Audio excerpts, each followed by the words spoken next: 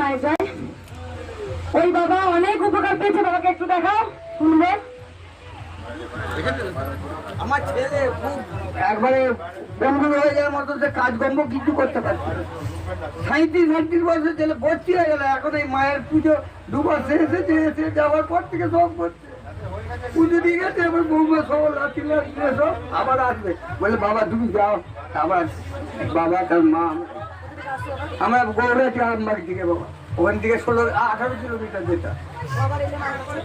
আমরা প্রথমে যে আমার ছেলে বৌমা 2 বার এসে ঘুরে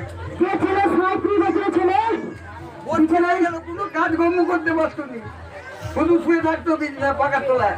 সেই ছেলে এখন সব মাঠে ঘাটে সব কাজ করতে পারবো। আমার দিকে পাঠিয়ে দিলে বলতে বাবা তুমি দা, আমার এই কোমর টোমর সব ব্যথা, সর্দি টর্দি টানার মতো না করছে, বাবা তুমি গেলি ভালো হয়ে যাবে, তুমি চলে যাবে।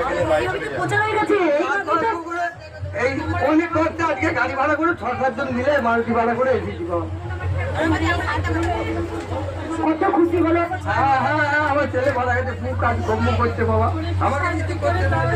আমি বলে দিই ভক্তদের, দেখো যদি মায়ের মন্দির না হয় না, ভক্তরা হাহাকার করে দেবে, বুক ফাটিয়ে দেবে। এটা সত্যি। আমি মায়ের মন্দিরে সময় টাকা বলতে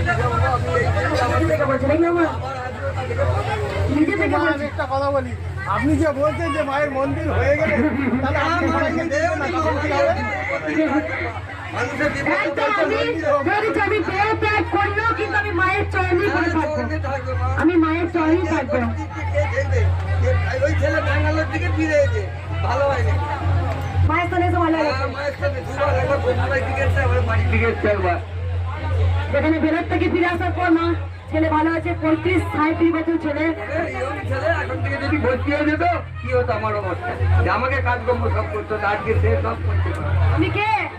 তুমি তো মা, জয় মঙ্গল চণ্ডী মা, জয় মা ও কৃষ্ণ কালী মা, জয়।